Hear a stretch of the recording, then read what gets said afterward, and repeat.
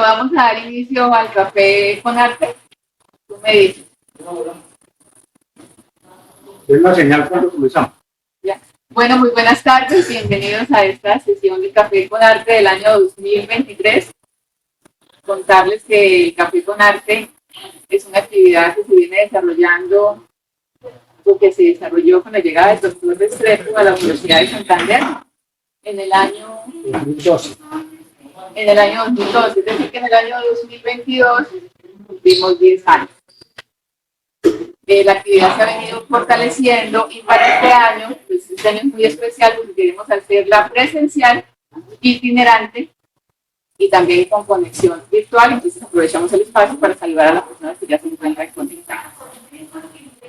La sesión de hoy es una sesión muy especial, la estamos haciendo en la Universidad de Santander, en la UNAV, en la Universidad Autónoma de Bucaramanga. Pero vamos a hacerla en otras universidades porque estamos en alianza con la red de UNIRED y la intención también es más adelante vincular al centro productivo. En el día de hoy pues vamos a hablar de un libro muy importante en la filosofía y en la literatura, que es El mito de Sísifo, de Albert Camus.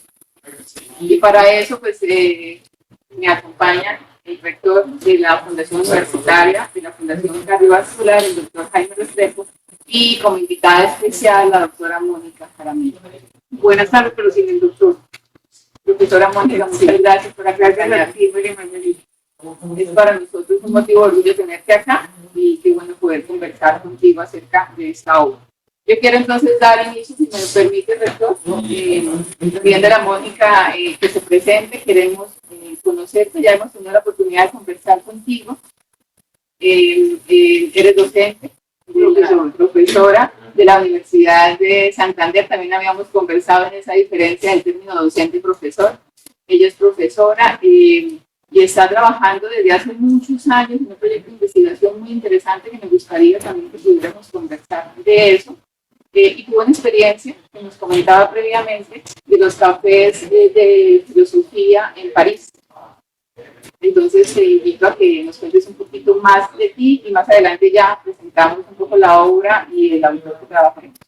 Bueno, Mónica Marcela Jaramillo, soy de Manizales, que estoy en Bucaramanga porque me trajo la UNIS para hablar de París para la creación de la Escuela de Filosofía hace 25 años.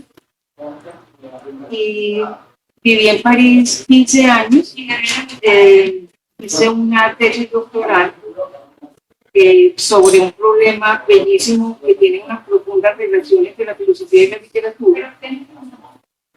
Suena rarísimo, pero no es tan complicado. La teoría fenomenológica es pasivo y el origen de la obra de arte.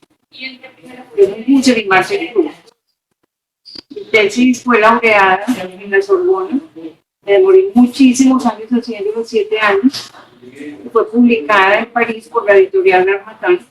El editor me llamó y me dijo: si tú le pones ese título al libro, absolutamente nadie lo va a comprar. Entonces le di un nombre mucho más sugestivo, En busca del yo perdido.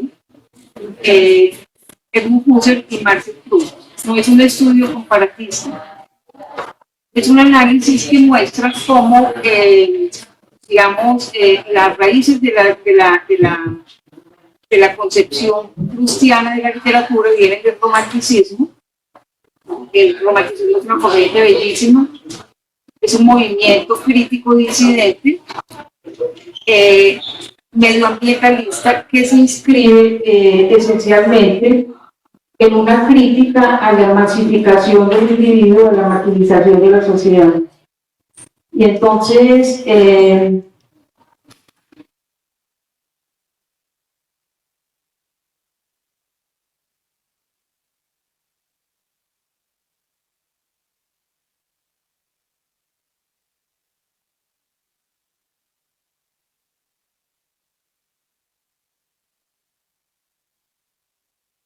yo no podría vivir sin literatura. Yo esa pasión de la literatura se la debo a mi padre. Y entonces, desde hace 10 años estoy haciendo una investigación en solitario, la más apasionante que ustedes se puedan imaginar, y en el marco de esa investigación trabajé la filosofía del absurdo y obviamente de manera específica también la obra de Camus. Sí que me considero una especialista, digamos, de Camus. No me considero especialista de nada, pero el título de mi investigación se llama ¿Cómo hemos llegado a creer que somos lo que suponemos ser? Los orígenes de la contrautopía neoliberal y sus antecedentes empiriomíticos y mitomágicos. Es una tesis muy sencilla, pero no fue tan fácil, digamos, de silvanarla. Parto de una premisa, digamos, relevante para mi análisis, y es que la historia de la invención de la filosofía moderna es la historia de la invención del sionismo moderno, y las diferentes formas de, digamos, de desarrollo de los 5 modelos capitalistas que han ido dominando el espectro del mundo europeo del siglo XVII hasta la fecha. Es decir, en el siglo XV, el capitalismo mercantil; en el siglo XVI, el capitalismo de las finanzas; en el siglo XVII, el dominio del hombre a través del colbertismo, que es el colbertismo Colbert, llamado la serpiente venenosa en Francia.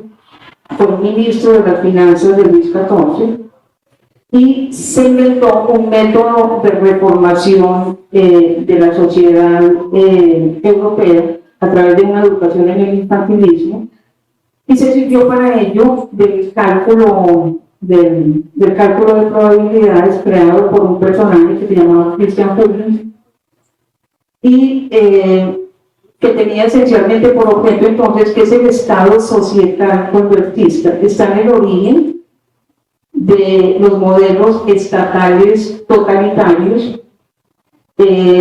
Agatholet tiene una expresión muy bella para definirlo: es el estado no nodriza, que está en el origen entonces de los regímenes totalitarios, porque es cuando el estado pretende ingerir en todos y cada uno de los aspectos de la vida social. Después de ese modelo, está el modelo industrial, después del modelo postindustrial, el modelo industrial ya de las revoluciones, digamos, el trabajo de máquina, de las revoluciones industriales inglesas, y el último es el modelo neoliberal como capitalismo de consumo.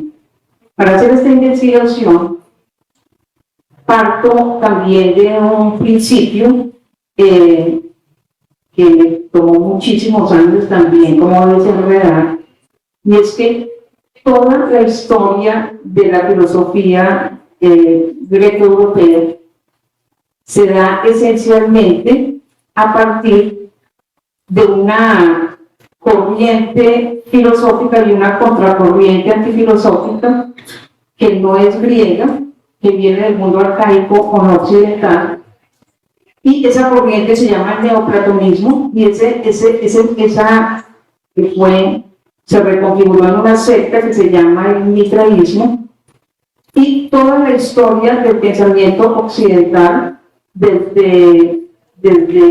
prácticamente desde el siglo II antes de Cristo hasta ahora ha sido una recodificación de eso que se llama neoplatonismo. El neoplatonismo surge, quien le da el nombre del neoplatonismo es un narratólogo que se llama Porfirio, que fue el transcriptor de las Eneas de Plotino, un filósofo que era un filósofo humanista. Nunca habría llamado su pensamiento neoplatonismo, y ese pensamiento neoplatónico se funda esencialmente en la suplantación de los principios de la filosofía griega por el pragmatismo romano, porque esa secta mitraísta va a ser adoptada por los romanos, porque quien, digamos, el primero en oficializar esa secta en Siria por uno de los 3 biógrafos de Alejandro Magno, que se llamaba Seleuco.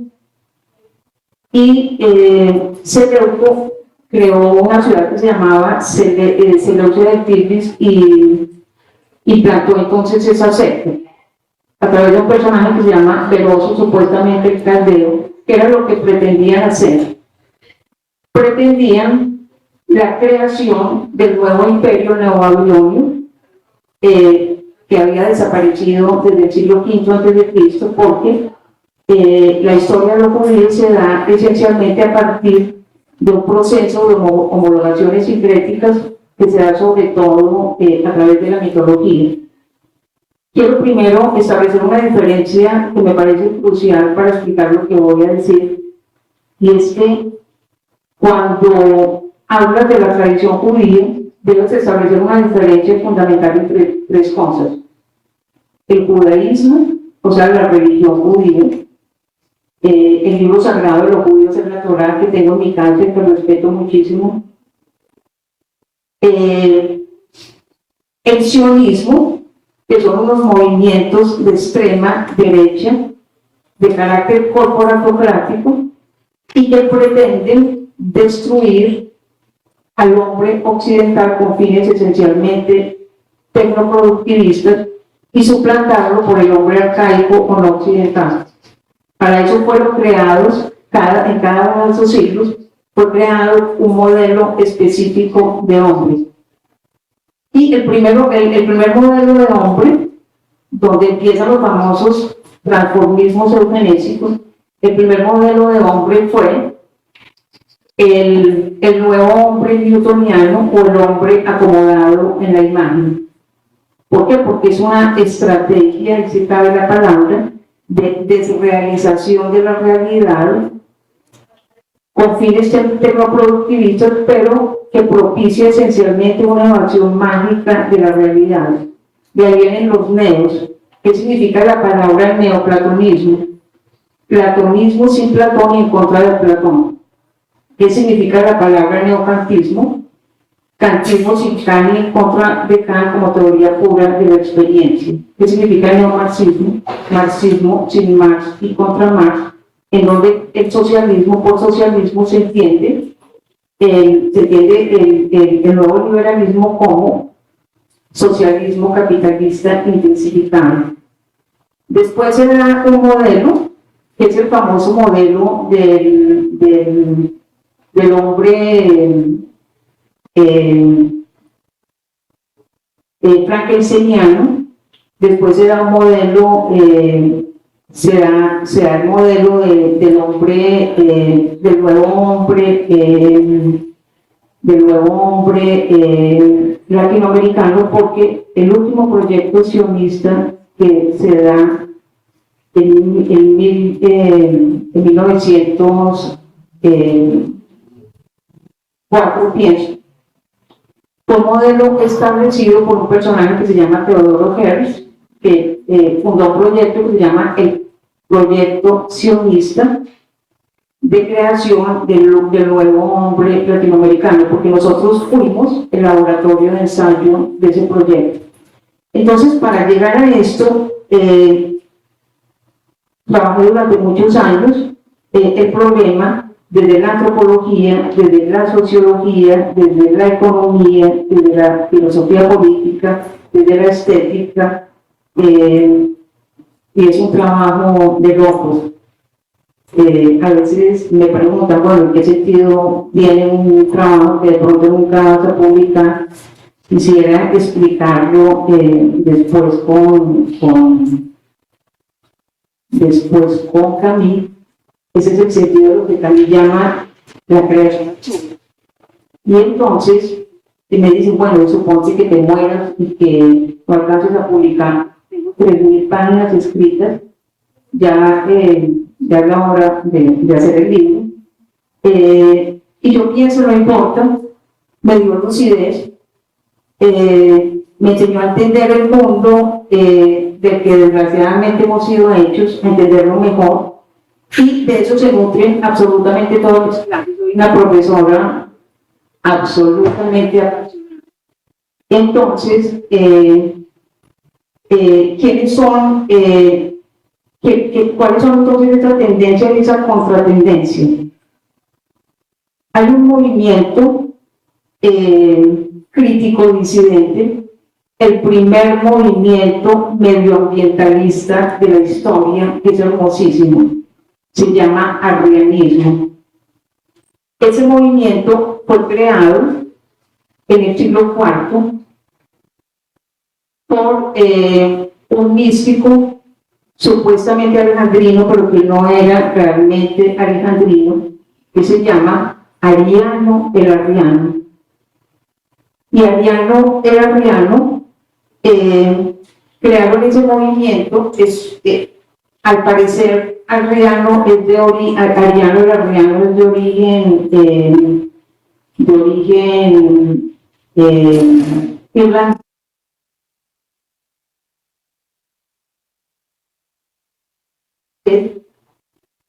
Y ese movimiento atraviesa toda la historia de la filosofía, del arte y de la política, y se reconfigura en un movimiento hermosísimo que se llama el movimiento de los escritores anarquistas, antimaquinistas, antivanguardistas.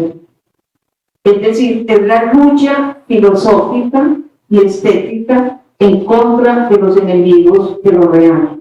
Pero hay algo tan muy hermoso en toda esta historia, y es que un problema, por ejemplo, el problema de la invención de la Edad Media. Yo di un curso sobre la Edad Media absolutamente apasionante. Entonces, ¿qué hago con mis estudiantes? Un ejercicio muy divertido, muy complicado también, pero muy divertido, que se llama la otra cara de Werner Jaeger, la otra cara de Hobbes, la otra cara de Bacon, y los estudiantes realmente se lo gozan. ¿Y por qué Francis Bacon y por qué Hobbes? Porque Francis Bacon es el supuesto fundador de la ciencia moderna y el supuesto fundador también del método científico, cosas que son completamente falsas. Y genera en realidad, y con eso sí empiezo a hablarles de Camus, porque es tan importante cómo se inscribe la obra de Camus en ese desarrollo. ¿Quién era Francis Bacon en realidad? Francis Bacon es un aventurero, como decía al inicio, las vidas de Francis Bacon y de Hobbes son casi idénticas. Bacon había estudiado en el colegio de la Magdalena de Cambridge, y Hobbes estudia en el colegio de la Magdalena de Oxford, de la que fueron uno y otro expulsados. Francis Bacon, porque era pedófilo, por un asunto de pedofilia, y Hobbes, porque por pura ingenuidad no sabía que el colegio de la Magdalena de Cambridge estaba regentado por los jesuitas, que tenían el monopolio de la minería. Y entonces dijo una balabronada, según la cual los judíos no han hecho nada importante, los judíos son unos imitadores, unos replicadores, no sé qué.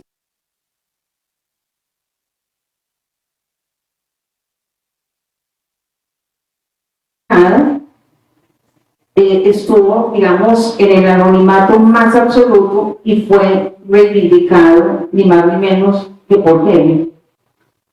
Entonces, bueno, la historia es demasiado larga, me demoría mucho tiempo hablando de eso, entonces ahora sí voy a hablar de Albert Camus.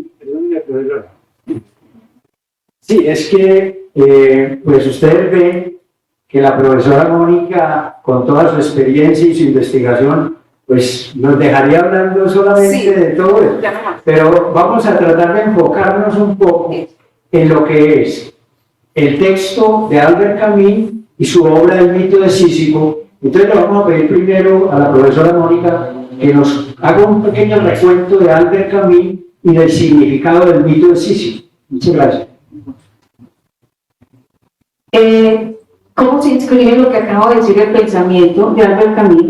Es un autor que se inscribe en este movimiento, que es un movimiento espontáneo, de que hacen parte los grandes escritores, los grandes, digamos, exponentes de la literatura clásica universal, empezando por el segundo William Blake, por Chesterton, por Oscar Wilde, bueno. Se entiende esencialmente la literatura como un movimiento de resistencia. Es un movimiento de rebelión en contra de la manipulación del ser humano y de su reducción a ser simplemente una máquina al servicio de un sistema. Y acá está la obra de Albert Camus. Albert Camus nace en 1913, muere en 1960, como ustedes saben, de un accidente automovilístico. Y lo más apasionante es que el mito de Sísifo es una expresión de la filosofía en rebelión en contra de la masificación del ser humano. Y entonces, aquí hay un problema absolutamente crucial que fue abordado por todos esos autores arrianistas o medioambientalistas que llamamos nosotros en filosofía los filósofos clásico-modernos. ¿Quiénes son esos filósofos clásico-modernos? Casi todos fueron víctimas, sufrieron escarnios, amenazas de muerte, algunos fueron asesinados, como fue el caso en 1600 de Giordano Bruno, quemado en la hoguera. Esos filósofos clásicos modernos son precisamente Giordano Bruno, Spinoza, Leibniz, Rousseau, Kant.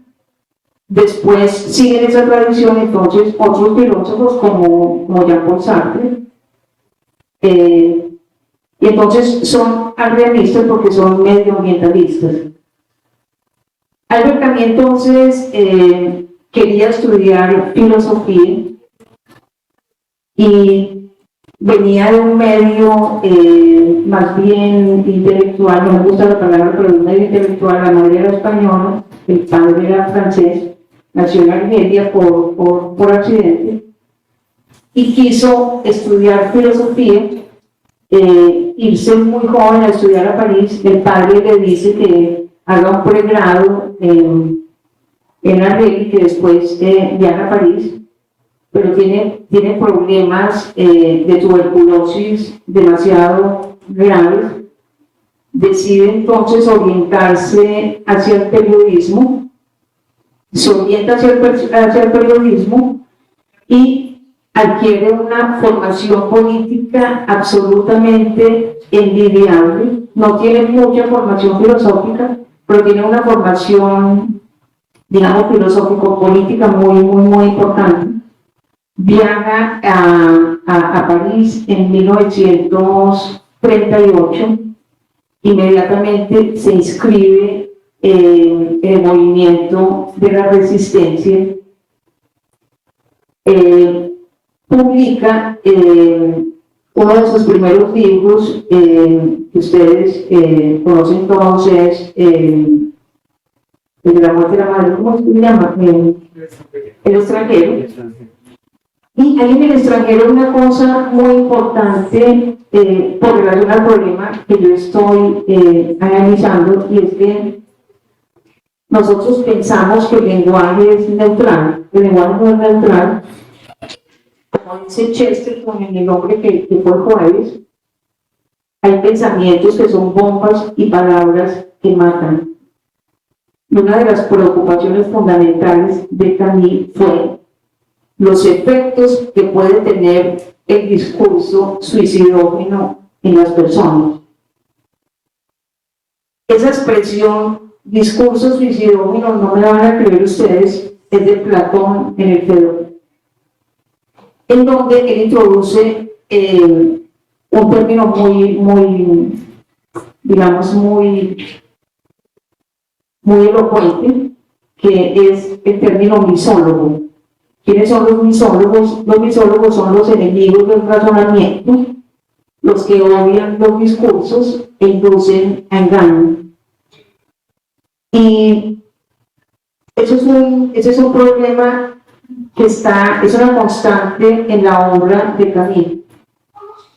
El argumento, como ustedes saben, es alguien, un joven que se entera de la muerte de la madre, va a una región de provincia a hacer las vueltas, pues, las gestiones para el entierro de la madre, y no llora. Y entonces vivimos en un mundo dominado por las actitudes reactivas. Eso es lo que se llama emoción. Las emociones son siempre emociones de grupo y son siempre manipuladas e inducidas desde afuera, a diferencia de los sentimientos. Por eso la autocracia nazi se llamaba ética de las emociones de grupo. Y tenía un principio que tiene que ver también con una crítica del Camus: honorar el poderío de la razón, honorar el poder de la razón, sacrificar a su poderío los sensibleros extraídos del corazón. ¿Por qué? Porque la autocracia nazi fue diseñada por Himmler para hacer los experimentos de humanos en los campos de concentración. Y este fue un problema que sensibilizó muchísimo a Camus. Camus se va a distanciar un poco de Sartre a raíz de un personaje muy oscuro, considerado filósofo, un pseudo filósofo, que se llama Merleau, un judío, un oportunista terrible. Crea con Sartre una revista que se llama Los Tiempos Modernos, y esa revista, a la que invitan al inicio a Camus le produce muchas suspicacias, y con razón. Merleau-Ponty plagió un libro extraordinariamente hermoso de Husserl, que nadie conocía en la época de la guerra, y se llama es un problema sobre la percepción. Se me va el título del libro en este momento. Y él viaja a la Universidad de Lovaina, plagia este libro a contrapié y publica un libro muy peligroso que se llama Fenomenología de la Percepción, que se considera que es un libro sobre el cuerpo, y en realidad es un libro que tiene una connotación hedonista muy, pues, espantosamente, digamos, con efectos devastadores. Y a partir de esto, Camus empieza a distanciarse de Sartre porque se da cuenta que el compromiso fundamental del escritor es un compromiso con la vida, es un compromiso por la dignificación del hombre. Y para alcanzar esa dignificación del hombre, es necesario, en primera instancia, tratar de recuperar para la literatura y para la filosofía el espíritu de lucidez. ¿Por qué el razonamiento del absurdo? ¿Por qué el problema del absurdo? El problema del absurdo es porque una de las preocupaciones prioritarias de Camus desde muy joven, que va a ser también la preocupación de muchos filósofos, de casi todos esos filósofos clásicos modernos, es el suicidio, y sobre todo el problema del suicidio en los jóvenes. Pero no del suicidio en el sentido psicológico. Porque, María Margarita, me vas a perdonar, porque generalmente cuando se mira el problema del suicidio, se mira entonces como un fenómeno social que surge no es un fenómeno social autogenerado, sino que se da a partir de lo que llamaba Emile Durkheim una familia disfuncional, la familia disfuncional. Entonces, el problema de los padres, o el problema es de los jóvenes que se dejan arrastrar por las drogas, el problema de los jóvenes que se sienten desarraigados, y él ve este problema de una manera mucho más profunda y en consonancia con la manera como habían visto este problema. Kant, que fue el primero en advertir en 1770 un problema terrible que se dio en Alemania, y eso llevó, entre otras cosas, a Camille a estudiar a Kant. Un problema que se da en Alemania, en donde hay una ola de suicidios increíble. Y Kant piensa que esa ola de suicidios viene de una secta. Esa secta se llama Swedenborgismo. Y esa secta swedenborgista, o de la Nueva Jerusalén, fue creada por un personaje que se llama Emanuel Swedenborg. Acá tiene mucho eco. Ustedes seguramente han oído hablar de los ángeles inversores. Entonces, él era hijo de la reina Cristina de Suecia y de un místico medio voladísimo. Entonces, el primer crítico del swedenborgismo es Kant. ¿Qué significan estas sectas? ¿A qué apuntan estas sectas? Como les decía, son estrategias deliberadas de realización de la realidad que se dan de múltiples maneras, pero sobre todo a través del arte.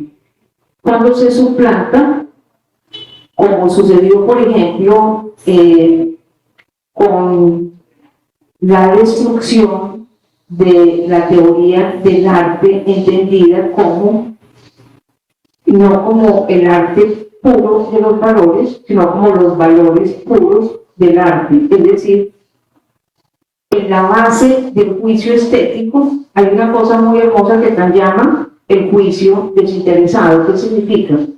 Que cuando yo contemplo un objeto que es bello, lo que me interesa no es la flor en sí, sino el placer que la flor me procura al contemplarla. Es una actitud contemplativa. Y entonces, el juicio estético tiene que tener determinadas condiciones.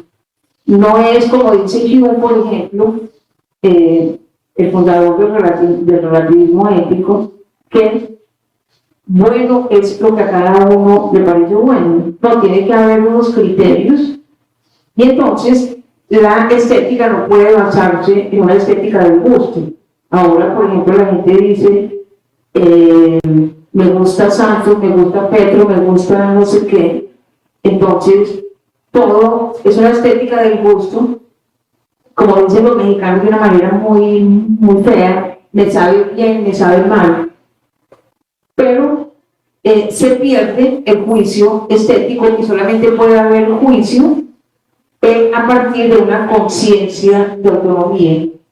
Para explicar esto, por ejemplo, Kant establece una diferencia bellísima en la crítica de la razón pura entre las tres facultades humanas, que son el entendimiento, la razón y la facultad de juicio.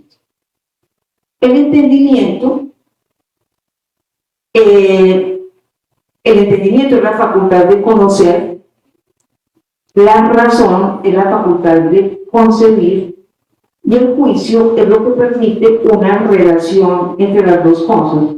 Como explica Kant en la crítica de la razón práctica, la ética kantiana, solo la razón puede determinar a la voluntad.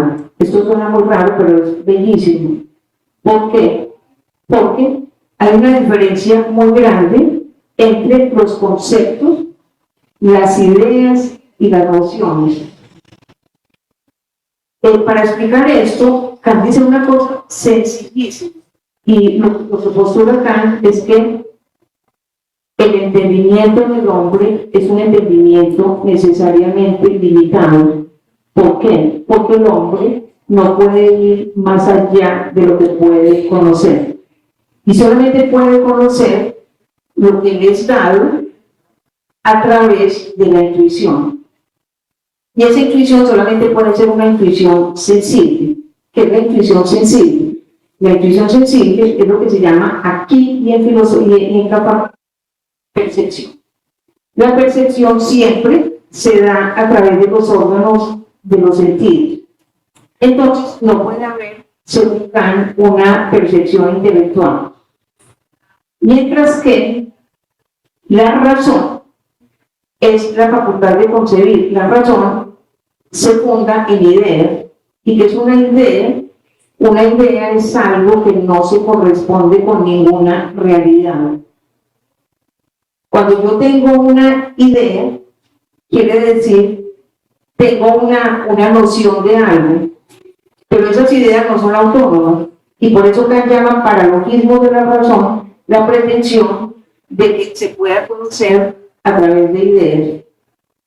Hay algo entonces muy importante en filosofía, que es la clarificación de los conceptos. Y lo que nos pasa a nosotros es que vivimos en un mundo, y eso lo critica Camille, en donde arbitrariamente pensamos, no, es que percepción para Hegel no es eso, es que inmanente para Deleuze no es eso. Y eso es grotesco, porque entonces estamos hablando en un mundo en donde no nos podemos comunicar, porque el lenguaje no es un lenguaje significativo. Quisiera hacerte una pregunta al respecto, porque en esa claridad, en esa clarificación de los conceptos, el libro inicia de manera, digamos, como muy impactante, porque plantea en esa claridad de los conceptos que hay una pregunta importante, quizá la más importante de la filosofía. No sé si rector. Entonces, la pregunta que plantea es, ¿cuál es la pregunta más importante cuál es el problema filosófico más importante? Y plantea que es el suicidio. Y dice además que esa es una pregunta o un problema urgente de resolver, porque pues mucha gente se mata porque piensa que la vida no vale la pena vivir. Entonces, en esa claridad de los conceptos, tiene que ver con el concepto y en la medida en que se va avanzando en la obra, resulta que es una invitación justamente a la vida. Entonces quería yo introducir esa pregunta en la claridad de los conceptos, porque eso es lo que nos permite también la literatura, la ilustración que nos permite esas claridades, rector. Sí, es que ahí tenemos, digamos, un primer planteamiento bien importante de Camille, y es el problema más importante de la filosofía es el tema del suicidio. ¿Vale o no vale la pena vivir? Porque mucha gente se mata porque la vida no vale la pena. Entonces a mí me parece que en eso sí es muy importante cuál es la conceptualización de Camille alrededor del tema del suicidio. ¿Por qué no nos explicas un poco eso? Y de pronto, si me permiten complementar, el pensamiento absurdo, porque él dice algo muy importante, y es que somos seres pensantes, y a todos nos pasa que tenemos momentos en los que nos parece absurda la vida. Y plantea ejemplos muy interesantes. Un día la persona con la que compartimos muchos años, la pareja nos resulta extraña. Cuando vemos el álbum familiar y vemos la foto de un hermano, de un amigo con el que ya no compartimos, pareciera que fuera de otra vida, pareciera que no lo hubiéramos vivido. O simplemente, plantea Camille también, nos resulta incluso extraño el personaje que vemos en el espejo. Entonces el mundo empieza como a ser, un poco decía él, ajeno, y empezamos a ser como conscientes de ese sinsentido de la vida, y eso nos pasa en algún momento de la vida a todos. Entonces ese pensamiento y ese desarrollo del pensamiento absurdo, que más adelante podemos conversar también de eso para ver cómo él cierra su obra cuando habla de esas lógicas, de esa claridad de los conceptos. Yo creo que es importante poder hablar de cómo entiendes tú, profesora Mónica, ese concepto, además de invitación a la vida tan hermoso que es el pensamiento absurdo. Esa es como la pregunta que yo quisiera hacer. En la primera parte del mito de Sísifo, casi todo el desarrollo de la obra se llama el razonamiento absurdo. Y en la base del razonamiento absurdo hay algo muy importante que es el sentimiento de lo absurdo. Esa diferencia es muy importante. ¿Por qué es tan importante? Porque el pensamiento del suicidio está relacionado con algo muy importante.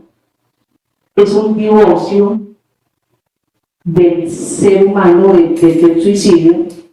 No es un divorcio con la realidad, sino un divorcio, como decía María Margarita, un divorcio con la realidad tal como esa realidad me está. Entonces, yo quisiera analizar los tres momentos fundamentales que él desarrolla.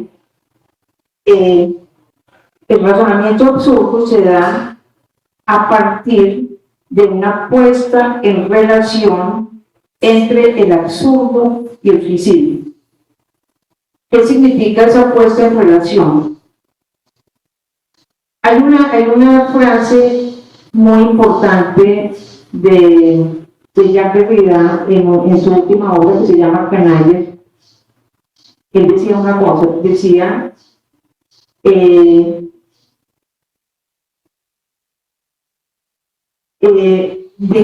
dejar morir es una manera también como de matar. Dejar morir es y esa diferencia aparece implícita en la obra de Camus. Por ejemplo, ¿en qué ámbito no sería un acto, digamos, de razonamiento absurdo el suicidio? El que se suicida por amor. El que se suicida por amor en el sentido, el despechado, digamos, el despechado es un acto como de revanchismo con la vida.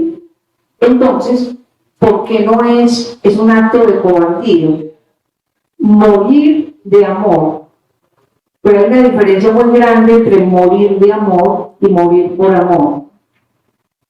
El término eutanasia, que está tan en boga, se lo inventa Hobbes en el Tratado de la Naturaleza, que es el libro más escalofriante que yo he leído en mi vida. Es tan horrible el Tratado de la Naturaleza de Hobbes, yo lo leí en francés, que nunca lo han vuelto a publicar. Yo podría contarles eso, pero entonces es la idea de la eutanasia en el sentido del maltusianismo. O sea, la idea de que hay demasiada gente en el mundo, entonces vale la pena hacer algo para que vivan, digamos, para que no vivan los menos dotados. Pero hay una diferencia fundamental entre morir de amor y morir por amor. Morir por amor es algo que va mucho más allá de la vida, algo puede ser un gesto absolutamente sublime y que tiene que ver con la idea de que es la conciencia de que tus posibilidades te han sido negadas. Es la conciencia no de que no quieres vivir, sino la conciencia de que no puedes vivir. Es decir, cuando tienes la vida de alguna manera como contada, y ese acto de amor se puede convertir en un acto de trascendencia. Pero entonces solamente se da a partir de esa relación de quien opta no por quitarse la vida, sino por acelerar la muerte, pensando en el ser amado. Y eso es algo que va a ser examinado también por Camille. Entonces, voy a mirar cómo se da ese sentimiento del absurdo. Se da a través de 4 cosas. La primera es el divorcio entre el hombre y su vida, entre el actor y su escenario. Casi todos nosotros jugamos la comedia.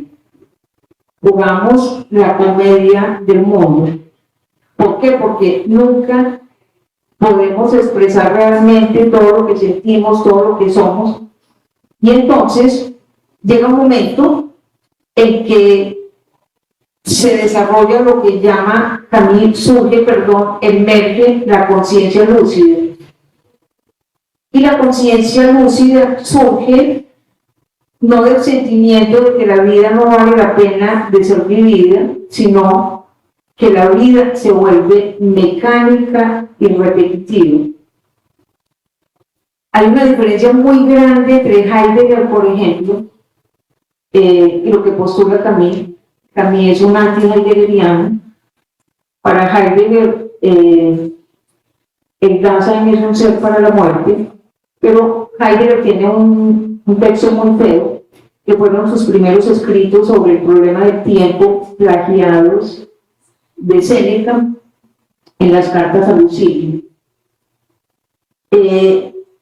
Es el concepto del fastidio profundo en la filosofía de Heidegger. No es el fastidio profundo para Heidegger surge del sentimiento de que todo ha dicho, de todo ha sido dicho, de que todo ha sido repetido, de que no hay absolutamente nada nuevo bajo el sol. Y cuando digo no hay nada nuevo bajo el sol, quiere decir que yo me elijo en creador, y si me elijo en creador, me elijo en Dios. ¿Por qué? Porque el hombre no puede crear absolutamente nada. ¿Y por qué no puede crear absolutamente nada? Porque no puede crear la materia. Y eso está en la base de la idea de la creación absurda. La creación absurda, ¿qué significa? La creación absurda significa que me puedo morir sin que nadie conozca lo que hice, pero que supuso algo que es muy importante, es filosofar. ¿Para qué la filosofía? La filosofía es esencialmente una experiencia de problematización. Y esa experiencia de problematización, que es un acto de rebeldía, significa que solamente puedes hacer filosofía poniéndote en conflicto con el mundo. Entonces, acá hay un aspecto que es muy importante en Camille, que uno pensaría, él dice, ese enfrentamiento entre el suicidio y el absurdo, surge algo que es absolutamente esencial: la crisis. Nosotros le tenemos pánico al conflicto. El conflicto es la base de la vida humana. Hablamos de conflicto armado. No, el conflicto es el disenso. Una sociedad pluralista no puede existir sin disenso. Pero en la base de creación del ser está esencialmente la experiencia del conflicto, de la crisis, perdón. Las palabras crisis y crítica en filosofía son términos equivalentes. ¿Qué significa la palabra crisis? La palabra crisis significa discriminación, separar la paja del oro, el oro de la escoria y el trigo de la lija. Es una experiencia de discriminación, como diría Kant, poner a prueba y justificar. Y, para decirlo con Camille, es dejar de jugar la comedia y ponerse en el escenario del mundo. Juegas la comedia a través de una falsa rebelión. Él pone el ejemplo de el joven que cumple 30 años. Entonces, ese acto de rebelión es la rebelión del cuerpo, es decir, la conciencia de que tengo 30 años y que tengo 30 años, pero eso quiere decir que al decir tengo 30 años me sitúo por relación al tiempo. Y si me sitúo por relación al tiempo, me hago esclavo. Porque entonces, ese miedo de que me voy a morir, el miedo de que me voy a envejecer, el miedo de que no voy a poder desarrollar tal cosa, el tiempo de que, la conciencia de que se me va el tiempo. Entonces, es una forma de esclavitud frente al tiempo. Y es lo que llama entonces la rebelión de la carne, que es una falsa rebelión. Margarita decía algo muy importante y tiene que ver con ese sentimiento de la hostilidad primitiva del mundo. Ese sentimiento es un sentimiento de desamparo absolutamente abrumador. Y yo lo estoy viviendo en este momento porque estoy viviendo el duelo del hombre que amaba, con el que viví 35 años, era un poeta divino francés, y se me murió hace 8 meses, y yo era una persona terriblemente dependiente. Él lo hacía absolutamente todo para que yo pudiera estudiar. Yo no sabía cocinar, no sabía freír, no sabía hacer un huevo ni poner la canastica, absolutamente nada, pero viví una experiencia que ahora me parece muy positiva. Cuando estoy en mi casa me siento que Claude está ahí porque es una experiencia de amor sublime, pero entiendo, porque lo he vivido con mi propia carne, lo que dice Camille, y es una experiencia que ahora, mirándola desde afuera, me ha resultado muy positiva. Yo salía a la calle y me sentía completamente desamparada. Entonces, es sentir la extrañidad del mundo, sentirme como extraña en un mundo que no es el mío y que sientes como un mundo hostil, como un mundo, sí, un mundo espeso, un mundo hostil, un mundo que se sobrepone, y ahora me doy cuenta de lo importante que es vivir esa experiencia, y entiendo Camille, para recobrar la conciencia de lucidez. Y la conciencia de lucidez tiene que ver con una actitud de conquista de la autonomía por relación al mundo. Es decir, no sentirme como la víctima del mundo, sino pensar que tengo que entrar en el escenario del mundo y eso tiene que ver entonces con ese sentimiento de gratuidad de la existencia. Hay una crítica que es muy importante que hace, por relación a esto, la hace Camille por relación a Kierkegaard.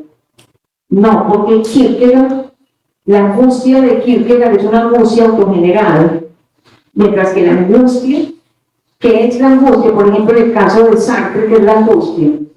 La angustia es la asunción de la libertad. Cuando siento angustia cuando me doy cuenta, como dice Sartre, en el existencialismo es un humanismo, que cuando elijo ya los dados están echados. ¿Qué significa eso? Significa dos cosas. Primero, y en eso sí está muy a tono con Camille Sartre, no elegir es una manera de elegirse. Y cuando elijo a la humanidad en el hombre. Cuando elijo, ya los dados están echados. Entonces, es la emergencia de la angustia. ¿Y qué es la angustia? Para Sartre, es la emergencia de la libertad, porque el hombre es angustia. Hay una diferencia acá también por relación a una concepción del existencialismo por relación al problema del desamparo, como puede ser, por ejemplo, la de Unamuno. La conciencia de Unamuno en el sentimiento trágico de la vida. En la base de la concepción de Unamuno está el principio de que el hombre nace solo y muere solo, y la muerte es la soledad definitiva. Y uno pensaría, ¿es desamparo? No, porque no es desamparo, niño. El hombre nace solo, muere solo, y la muerte es la soledad definitiva. Porque la soledad, el miedo a la soledad, para decirlo con Camus, es miedo a la vida. El miedo a la soledad es miedo a la vida. Por eso tienes que prender el televisor, tienes que escuchar un ruido porque no sabes vivir contigo mismo. Y aprender a vivir consigo mismo está en la base para Camus de la conciencia lúcida. Profesora Mónica, a mí me gustaría que aclaráramos un punto que me parece que es clave en el texto El mito de Sísifo, el hombre absurdo de Camus, y es, Camus expresa que hay varias formas de evasión a esa situación de inconformidad con el mundo. Una es lo sobrenatural. Todos los que piensan en lo sobrenatural están renunciando a lo que tienen en esta vida para buscar algo en el futuro. Y el que se suicida también, porque es una forma de evadir esa situación que en un momento determinado tiene de inconformidad con la vida o con el mundo. ¿Usted qué opina de cómo construye entonces Camus ese hombre absurdo? Porque lo construye es, si yo no evado ni metafísicamente, ni lo evado con el suicidio, es porque soy un hombre rebelde. Y el rebelde es el hombre consciente de la necesidad de rebelarse contra un mundo que lo sobrepasa y poder mantenerse en ese mundo independientemente de lo que vaya a pasar o de que considere que el mundo no tiene sentido, pero se mantiene ahí como un acto mismo de rebeldía. Entonces a mí me parece que ese punto es clave en este texto del mito de Sísifo y el hombre absurdo. Lo habíamos conversado con Margarita también en el texto. Quisiera complementar hay unas frases muy bellas en el texto, porque al final es una invitación a la vida. Hay una parte que me encanta y es que él dice, la vida se trata de vivirla con las contrariedades, las nostalgias y los desgarramientos que el mundo nos da para nosotros saber y poder definir y poder mantenernos en esa arista vertiginosa. Entonces es muy interesante porque plantea es poder vivir en libertad, aceptar además la vida. Él dice, la vida es un reto. Vivirla con libertad de la conciencia, alejando un poco o eliminando las leyes inmateriales. Y además dice una tercera cosa importante, compasión. Y en esos apartados cita, por ejemplo, a Nietzsche, cuando dice, la vida vale la pena si está el arte, si está la danza, si está la pasión, si están esas otras esferas que también complementan y dignifican la vida. Entonces yo creo que hay apartados muy bellos, muy interesantes que ejemplifican pues esa maravillosa invitación a vivir. Bueno, Nietzsche y un Nietzsche. El último Nietzsche estaba completamente loco. El Nietzsche que escribió, por ejemplo, El Anticristo, que es un texto terrible, y el libro de Ecce Homo, porque soy tan inteligente, porque escribo los mejores libros, porque soy tan genio, no fueron escritos en realidad por Nietzsche. Nietzsche ya estaba completamente loco, lo escribieron sus secretarios que aparecieron, como Peter Ras. Bueno, no voy a hablar de eso, pero hay una crítica fundamental en Camus a Nietzsche, diciendo, por ejemplo, que quien se insurge en contra del mundo como es, puede ser tildado, por ejemplo, como de misoneísta. Que es misoneísta el que piensa que cuando uno suscribe el pensamiento de Rousseau, entonces tiene que aprender a andar en cuatro patas. O cuando lee a Nietzsche, entonces está pensando cómo matar a la madre, no es eso. Pero Si hay en Nietzsche una política de evasión, una política deliberada de evasión. Y entonces tú empleaste, María Margarita, un término que es completamente anti-Camus, sobre todo en el hombre rebelde, aceptación. Nada. Nosotros vivimos en el mundo de la aceptación. Entonces nos dicen, por ejemplo, cosas tan cretínicas como que existen presencialidades remotas, no existen. Y que existen las nuevas normalidades. Vivimos en el mundo de la normalización. Y el mundo de la normalización es el mundo de la esclavización del ser humano.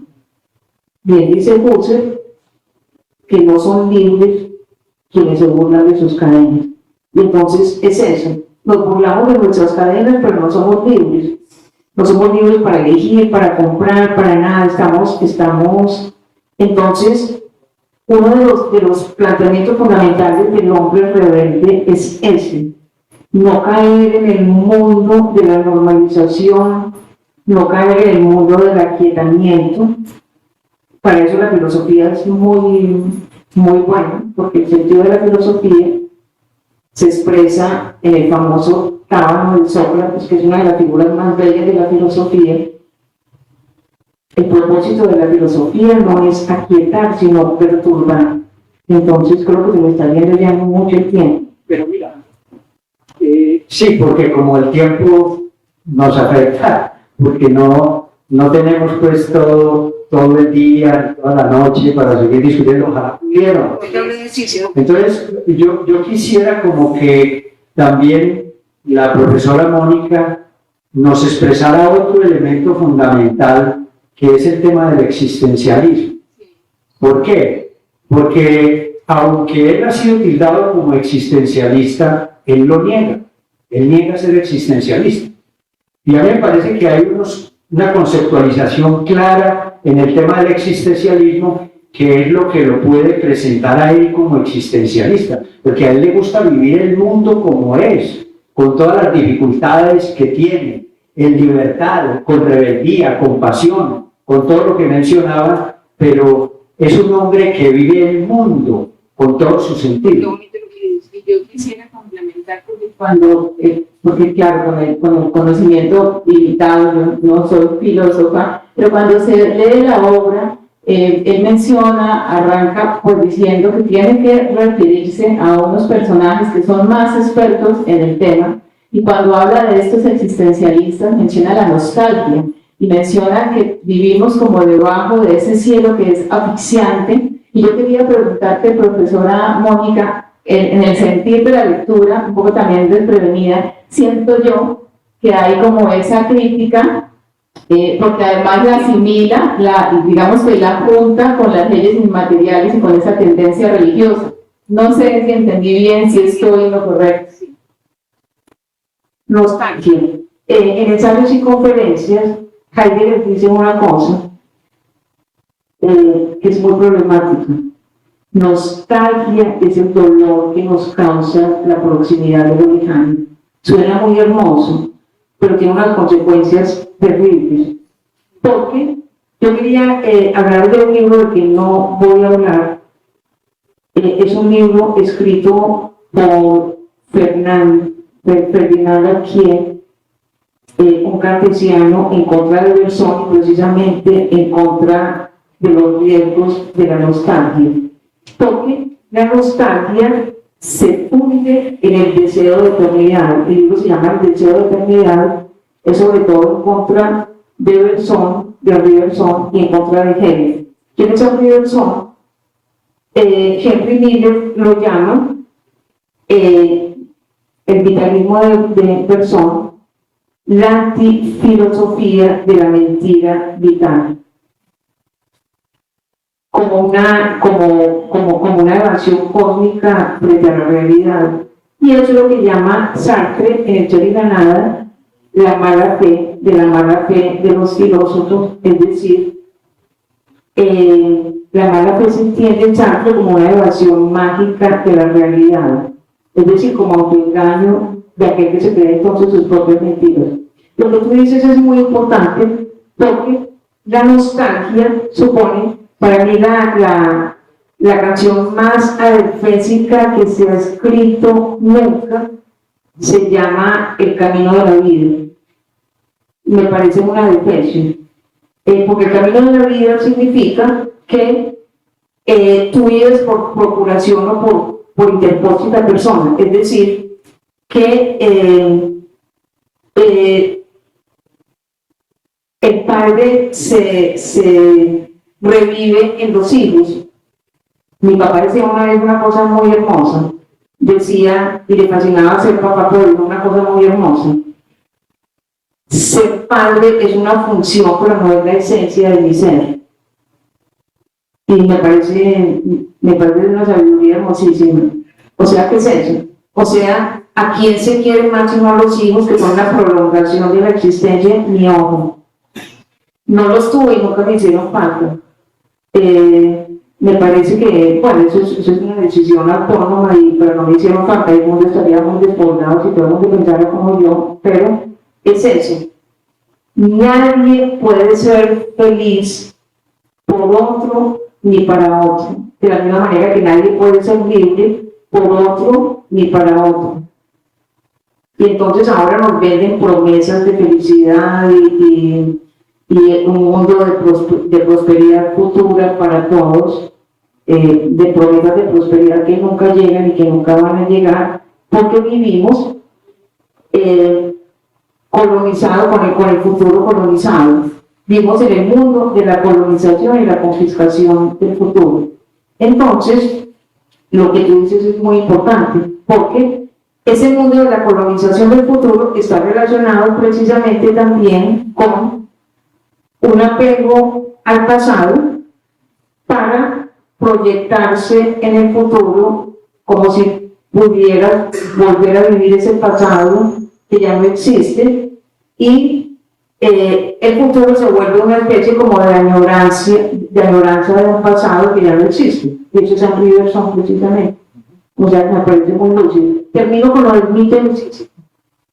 El mito del Sísifo es muy problemático porque Sísifo parece que es una figura, es corintio, no es griego, y parece que fue inventado por Homero en el canto 11 de la Odisea.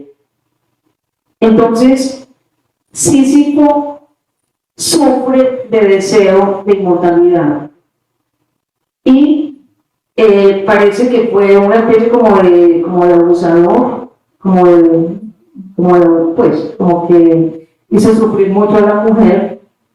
Entonces quería como arrastrar a la mujer a su pérdida, y entonces desciende al infierno y arrastra con él a Thanatos, que es el dios de la muerte. O sea que Sísifo es, en algunas versiones, el símbolo del pensamiento suicidio. Pero Sísifo implica también algo que es muy bello, que tiene que ver con el problema de la condición humana.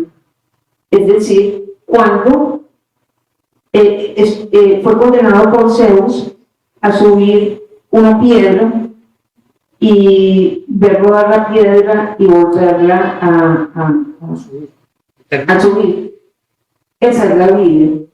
Y eso tiene que ver también con el hombre absurdo. ¿Por qué? Porque en el acto de subir la piedra y de descender la piedra está el sentido de la vida. La vida es esfuerzo, la vida es lucha, la vida es combate, y entonces no realizas tu vida en la dificultad. También tiene un doble matiz, pero hay algo muy curioso, porque dicen entonces que, por ejemplo, en Homero yo no lo he encontrado, sino solamente lo encontré en el canto 11 de la Odisea. No tengo la idea en mi casa. Tengo una odisea genial en francés, y lo encontré al final del canto 11 de la Odisea, pero no sé. Y termino diciendo que hay algo que es muy bello en Platón. a propósito del mito. ¿Qué es el mito? El mito es lo que se contrapone a la alegoría. La palabra alegoría nunca está, no está obviamente en el texto platónico. Yo di un seminario sobre los 10 libros de República, donde supuestamente se hablaba de la alegoría de la caverna, porque el término alegoría fue introducido en el siglo I por un narratólogo judío, Filón, judío de Alejandría, en un libro que se llama Interpretación alegórica del Génesis y de la Biblia.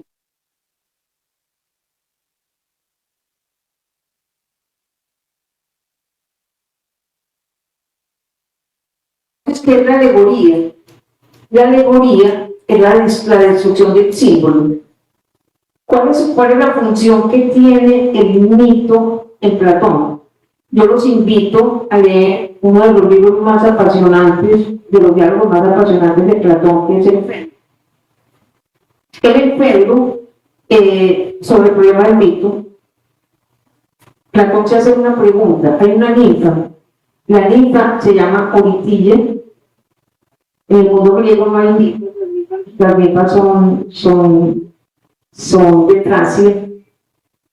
Y entonces se pregunta Platón si el mito es verdadero o no es verdadero. Si verdaderamente Oritilla, que no es griega, fue raptada por el viento Bóreas.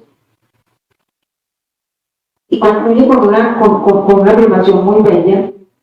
El mito dice una verdad.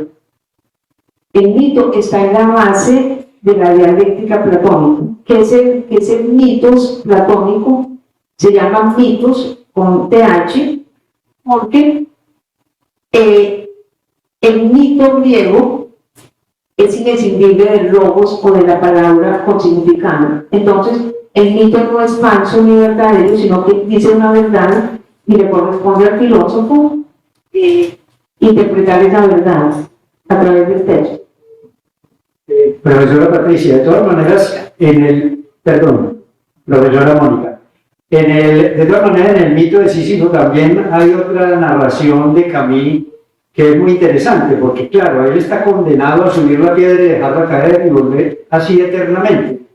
Pero cuando él deja caer la piedra, es su momento de conciencia. Ah, qué lindo, sí. Porque cuando él está subiendo la piedra, no puede sino hacer toda la fuerza posible para subirla. Pero cuando la deja rodar, es su momento de lucidez, el momento en el que es consciente de la inutilidad de su vida, que es subir y dejar caer la piedra. Eso también es importante porque es un llamado a la reflexión de esos espacios que puede tener uno en la vida que le permiten ser consciente de lo que le está ocurriendo en el mundo.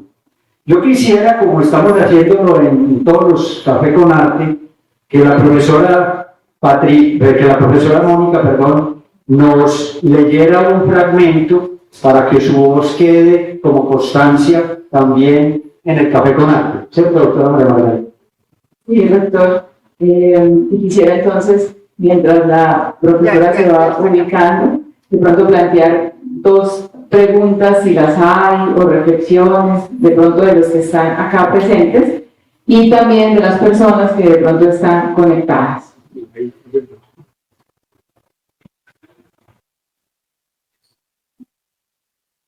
Buenas tardes. Primero que todo, muchas gracias por la invitación. Qué espacio tan interesante. La pregunta es muy puntual.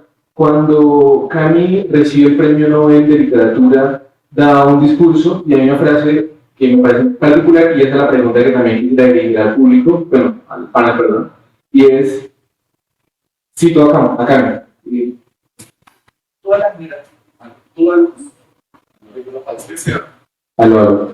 Todas las generaciones están llamadas a cambiar el mundo. Sin embargo, mi generación está llamada a que no se destruya. Uy, qué bien, no sabía. ¿Qué pensaría Camus en este momento? ¿Realmente su generación cumplió con ese deber? Gracias.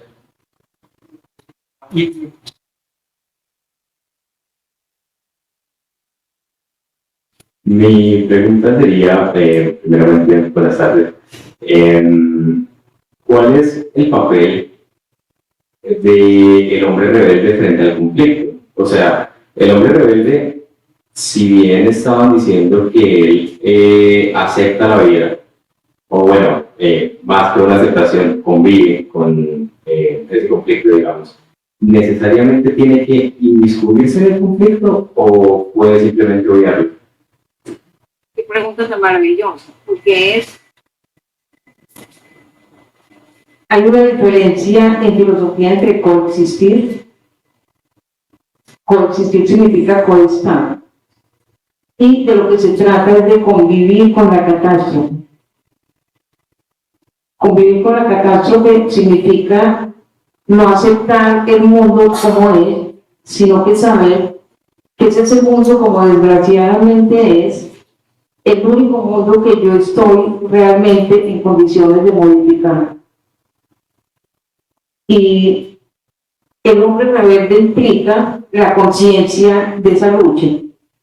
El día que tú pierdas tu sentimiento de rebeldía, el día que tú te sientas satisfecho, el día que pienses que no puedes cambiar el mundo, ese día estás arrastrando el mundo a su pérdida. Por eso, uno de los principios fundamentales de la ética sartriana, que suscribiría también Camus, es en la guerra no hay víctimas inocentes y cada uno tiene la guerra que se merece. Eso es muy de Camus. Cada uno tiene la guerra que se merece. Porque, dice Sartre, sí es cierto que yo no hice esta guerra, pero yo contribuyo a que esta guerra continúe. ¿Y cómo contribuyo? Con mi inconformismo, con mi descompromiso, con mi apatía, con mi miedo a vivir. Y cuando recibe el premio Nobel, que es en el 57, él en su discurso dice lo que tú expresaste, porque a él le tocó esa situación de la guerra, de la Segunda Guerra. Y él, que se reconoce como anarquista, es una persona que está en la resistencia francesa todo el tiempo. O sea, él lucha todo el tiempo contra Hitler y contra la invasión alemana. Y por eso dice él, nosotros pudiéramos estar en el mundo construyendo, pero nos tocó es evitar que se destruya, porque es que estaba el mundo en una situación de anarquía tremenda, sobre todo en Europa, después de ese conflicto tan grande. Entonces, ahora sí, permitámosle a la profesora que nos lea un fragmento para que su voz quede grabada. Es el pasaje que más me gusta de este libro, por relación a la creación absurda. Dice, estoy haciendo traducción simultánea, todo pensamiento que renuncia a la unidad exalta la diversidad. Y la diversidad es el lugar del arte. El único pensamiento que libera el espíritu es el que lo deja solo, cierto de sus límites y de su fin próximo. Ninguna doctrina lo solicita. Espera paciente la madurez de la obra y de la vida. Desligado de él, la primera hará oír una vez más la voz de la pena en sordina de un alma siempre llevada, digamos, o susceptible de reencontrarse con la esperanza. Nada le hará oír si el creador, cansado de su juego, decide pues, como limpiarse. Eso es equivalente. Es decir, la obra tiene que persistir, pero la obra no es la obra en el sentido de mi gran creación, mi gran creación única. Es la obra que se cuestiona permanentemente a sí misma sobre su posibilidad, la obra que vuelve constantemente sobre ello la obra que se realiza de manera paciente, la obra que no se hace por encargo, la obra que se hace en la paciencia, como en el caso de Penélope, como en la experiencia de tejer y de destejer.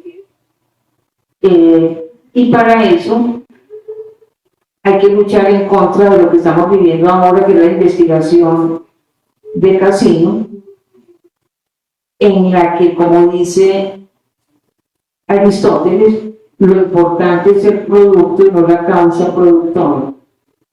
Es decir, donde se te exigen resultados y resultados que nadie ve, que a nadie le importan, y las investigaciones pasan completamente irrelevantes, dan muchísimos punticos y en una Colombia que realmente no investiga, porque se está perdiendo la pasión de investigar, la pasión de problematizar, y eso es muy triste.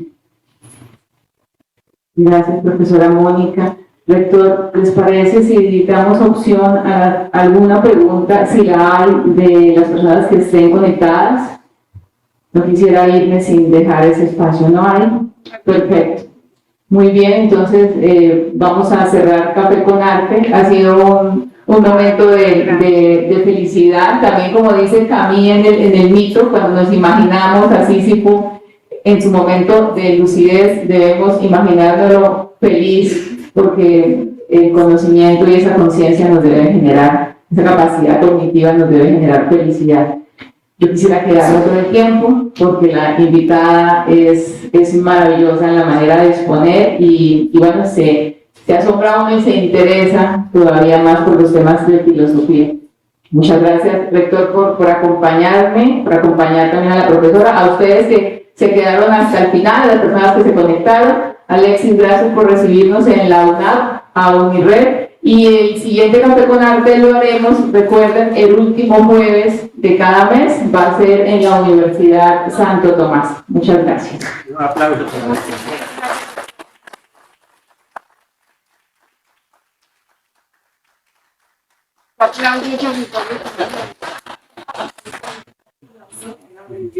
Un poquito desordenadita, pero es que es demasiado para...